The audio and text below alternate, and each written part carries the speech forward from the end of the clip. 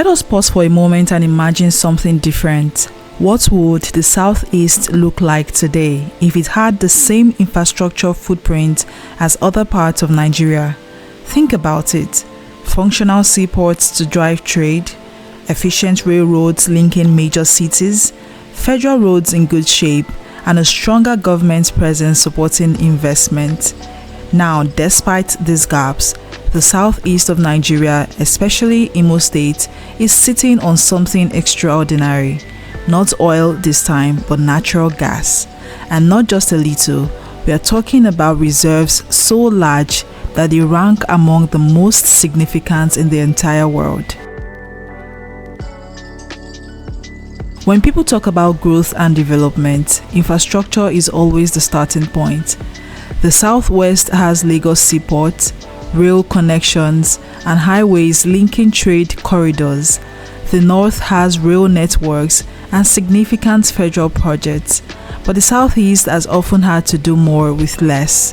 For example, most goods bound for Onitsha, Aba, or Enugu State must first land in Lagos State.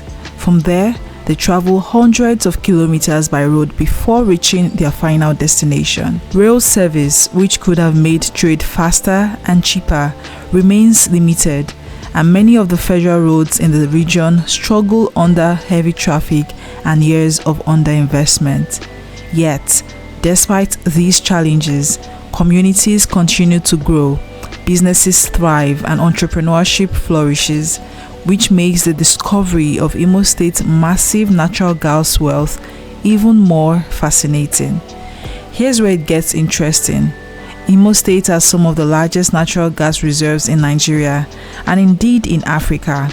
Reports estimate about 200 trillion cubic feet of proven reserves. To put that in perspective, Nigeria's total gas reserves are about 206 trillion cubic feet. That means Imo State alone holds a huge share of the pie. This is not just a Nigerian story, it's global.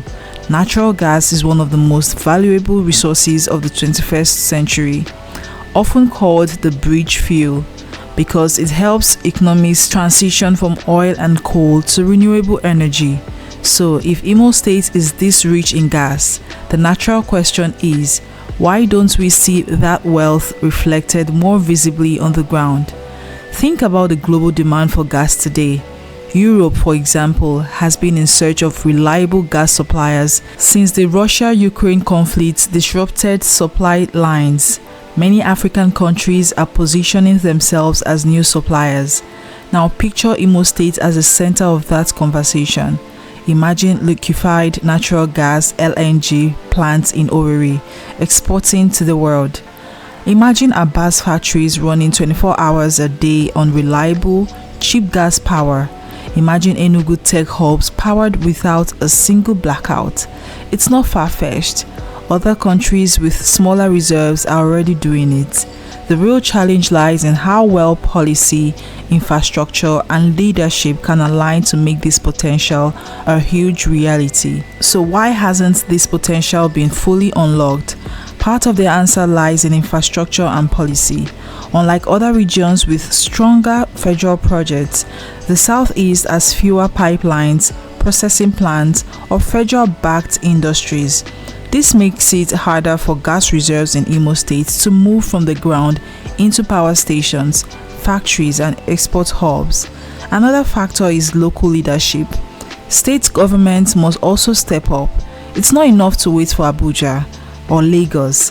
Partnerships with private investors, diaspora communities, and global companies can drive change faster.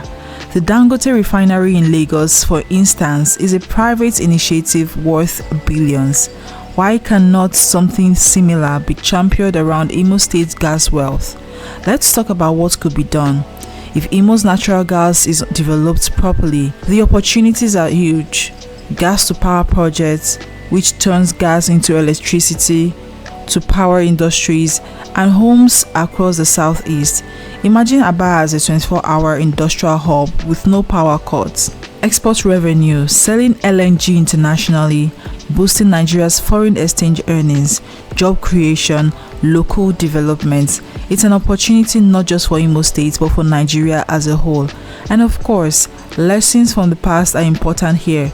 Communities rich in oil and gas in other regions have sometimes been left behind in terms of development, while revenues flowed elsewhere. That's why it's crucial that the people of Imo State and indeed the southeast of Nigeria play an active role in shaping how this gas wealth is harnessed. The state must also ensure transparency, sustainability, and inclusivity so that the benefits don't just flow to a few hands but uplift communities as a whole. At the end of the day, this is not just about one state or one region. Nigeria as a country stands to gain if resources like Imo State gas are fully developed. More energy means stronger industries, more exports means stronger currency, more jobs mean reduce poverty. So the real question is, how quickly can we move from potential to reality? Can we build the infrastructure needed? Can we attract investors, both local and international? Can we ensure the revenues are used wisely? Because if we can, then Imo's story will not just be about having the largest gas reserves. It will be about using those reserves to fuel growth, stability, and prosperity for all. So what do you think? Should Nigeria be paying more attention to developing natural gas in Imo State? Should local leaders take the lead while waiting for federal backing? Or do we just need a stronger partnership that brings both sides together? One thing is clear, Imo State is sitting on a natural treasure that could change the story not just for the southeast but for the entire country.